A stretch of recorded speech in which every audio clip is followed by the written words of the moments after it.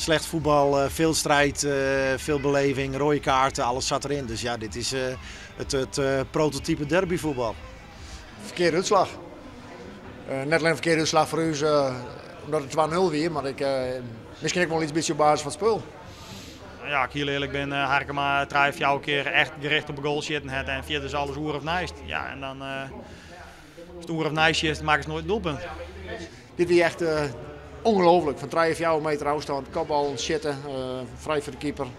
Ja, ik treed hier naar de herhaling ook 6 van we gaan hier vergeten en door scoren.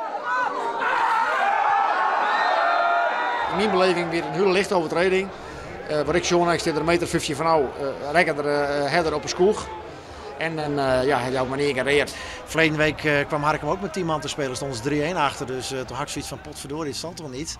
Maar ze gooiden er nog een schepje bovenop en de jongens hebben echt fantastisch gestreden. Groot compliment voor Harkema's boys. Ja, vandaag is het niet goed, alleen ja, de beloning is wel heel prettig, zeker met zoveel mensen. Dus ja, is op zich wel heel lekker.